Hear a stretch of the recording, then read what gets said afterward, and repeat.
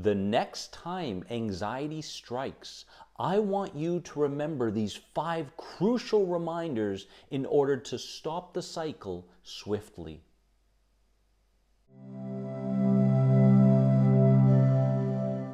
Friends, welcome to another important video on my channel. If you haven't subscribed yet, please subscribe to this channel and hit the bell to get all the notifications for my upcoming videos, and let's become more than anxiety together.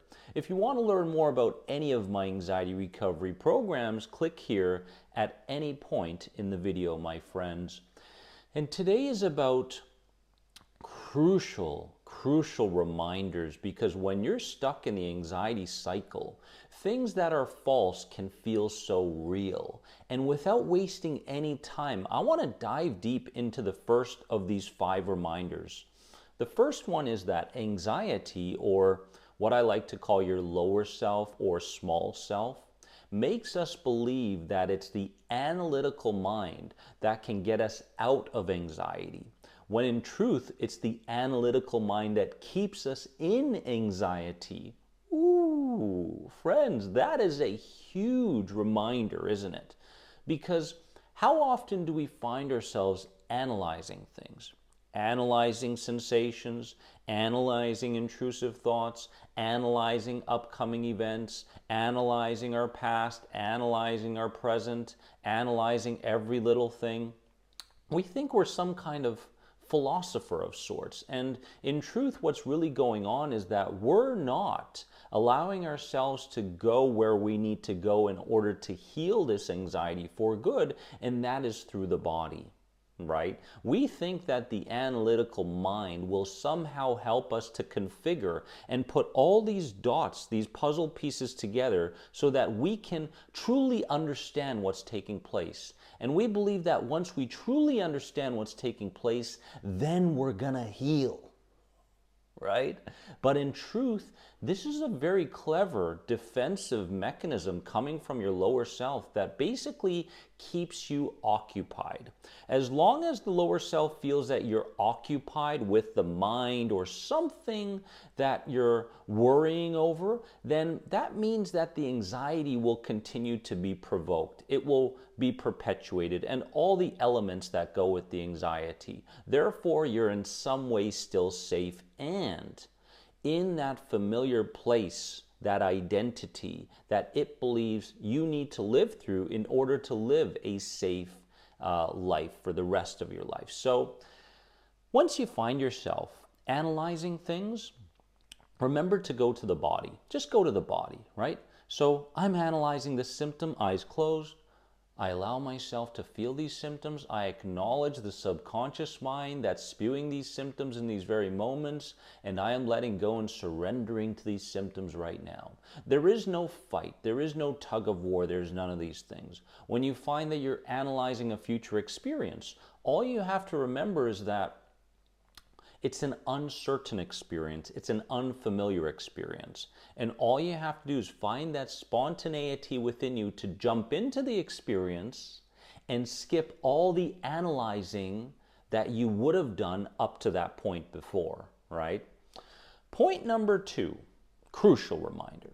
Anxiety makes us believe that worry is a necessary part in managing our external and internal challenges, when in truth, worry keeps us in a very low vibration, which only brings into our experience greater and greater challenges. So here again, right, the lower self is saying, you must continue to worry because worry is part of the whole picture. And the more you worry, the less bad things are going to happen to you, right? And if we look back at the last couple of years, we have survived, right? We have survived our traumas. This is Trauma School Earth, by the way. We have survived our traumas, the difficult experiences internally, externally. And so we think that as long as we continue to use worry, then we'll continue to stay on the same safe path we've been on for the last couple years. And again, it's a trick. It's a trick, right? So it doesn't help you manage your challenges. It just, again, keeps you occupied. And the less we worry about things, the more we're going to find that we feel a certain degree of uncertainty towards things. And it is in those very moments of uncertainty that holds the key to our recovery. If we can embrace the uncertainty, if we can step into it, acknowledge it, and respect it for what it is, we're going to feel a sense of nakedness going into our change work, my friends, long term. That is the exact path that we have to go. So no more of this comfort in discomfort. No more of this looking for certainty in all things. No more of this trying to control our external environment and our internal environment at every moment throughout the day, right? Third reminder, this is huge, by the way. Anxiety makes us think that standing guard to all unfamiliar experiences will lead to protection from bad things happening, right? When in truth, standing guard just programs in greater and greater tension in the body, which perpetuates anxiety symptoms. Tension, anxiety symptoms, tension, intrusive ideas, tension, and seeing the worst possible outcome in what's about to happen in your life. These things go hand in hand, my friends, right? So when you find yourself in that place of standing guard, right, you must remember that the whole idea of standing guard is this physiological response, kind of like a bracing response to something that's upcoming. And remember that this can happen anytime. You don't have to consciously think that something is provoking you, right? Anxiety happens unconsciously more often than it does consciously. So when you find yourself standing guard, in that very moment, you can do anything you want to break your state. You can go, what do I think I am? Some kind of an English soldier protecting the queen or protecting an authority figure, and I'm trying to brace myself and stand guard to all these threats? That used to be the old me. You can create some kind of a visual imagery in that very moment. You can laugh at yourself while you're standing guard or when the lower self wants you to stand guard. And humor, playfulness, and curiosity will go a long way towards your healing. You will become so much more resourceful if you can approach the standing guard feeling, that initial reaction, from a place of lightness and playfulness. If you can do this consistently, I promise you that your unconscious will no longer associate certain experiences to being threatening anymore. And it's going to look for the positives in them rather than look for what could go wrong, right? So bring lightness, bring humor to the experience. And if you already are, comment below. I want to hear from you if you're in fact doing some of these, right? Fourth reminder is that anxiety makes us believe that we are small, fragile, and always vulnerable, right? Which leads us to identifying with these false qualities. I am all these things. When in truth, we are limitless in our capabilities and very resilient. You are very resilient. Look at you. You're here. You're listening to what your intuition feels like you need to listen to today. You're being guided. You are determined to heal this. You're bringing a sense of intuition to it. You're doing all the right things, and you are, again, capable. You are very, very capable of healing. It doesn't matter how long you've suffered. It doesn't matter how old you are. It doesn't matter what other people say. It doesn't matter what you read. It doesn't matter. All these things don't matter. What matters is that you survived and you've learned along the way, right? And because you've learned along the way, you can start to look back at those difficult experiences in your life and say, I'm so grateful for those things happening, because if they didn't happen, how would I be able to know when I'm truly fulfilled and living my life through purpose, when I truly am happy, when I'm joyful, when I'm light, right? So thank you, and I'm grateful for those past experiences, but you are not the things that your lower self thinks that you are.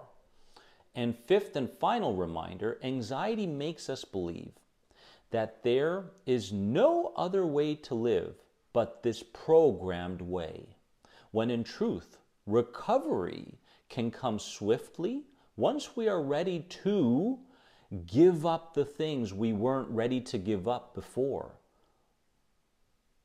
Guys, this is a more than anxiety moment right here, because we can get so caught up in the snowball, the anxiety snowball. The stress bucket is full. We're always looking to protect from experiences. We're always questioning our physical health. We're doing all these things, right? And we think that all these things are actually beneficial to us, when in fact, it's not, okay?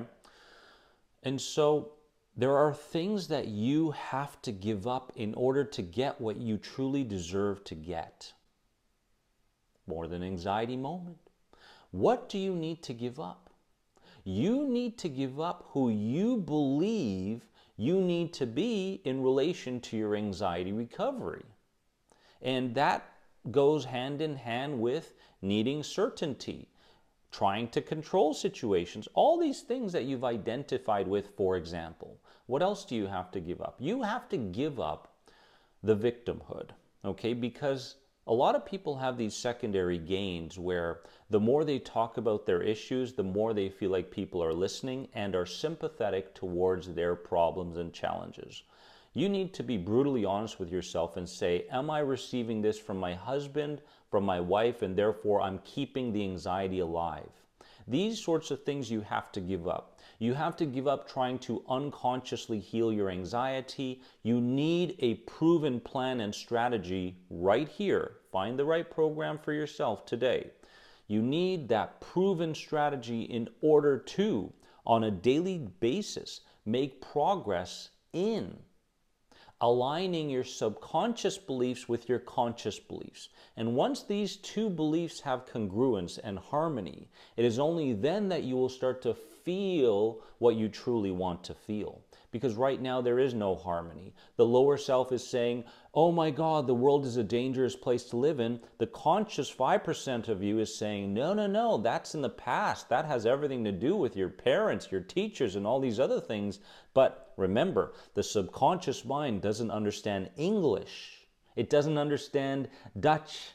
It doesn't understand German, nor does it understand Chinese, right? So we're trying to program the lower self through language, and it's just not hitting those parts that we need to hit. So, of course, a dedicated program, a proven program, as I mentioned, will get you there, yes. But remember that you can heal swiftly. You just have to start looking deeper into what you've been holding on to and start letting these aspects of you go. Now, you have to let them go now, okay? Not tomorrow, not next month, not next year. Don't wait for New Year's Eve to make your resolution. Stop playing that game, right? Let go of these things now. Embrace the uncertainty that awaits you. And every single time you get a challenge in relation to anxiety, you must go, thank you. Thank you. Thank you for that challenge, because the subconscious mind, the lower self, believes that now is the right time for you to reverse your old programming. That is why you feel like crap sometimes. That is why you get these intrusive thoughts. That is why you get these anxiety symptoms, because now is the time. Subconscious mind believes now is the time because there's no more distractions. There's no more distractions. There's no more, because you have prioritized your healing. You have prioritized your healing. The subconscious mind gets the message and says, all right, what does this mean then? Right? Physical symptom shows up, emotional state changes into negativity, intrusive idea shows up. These are not bad things. They are looking for guidance from you consciously, okay? Very important points. If it spoke to you, comment below. I want to engage with you in this video, my friends. Now remember, let's sum it all up here. Are you ready? Let's sum it all up. No amount of anxiety makes any difference to what's going to happen in your or other people's lives. No amount of anxiety. Knowing that, how will you take on this day? Remember that you are more than anxiety. If you feel like this video is going to help someone or a group out there, please share this video with them. Let's get more people involved in this beautiful community. And I'll see you very, very soon. I'm so proud of you and I love you. Bye-bye.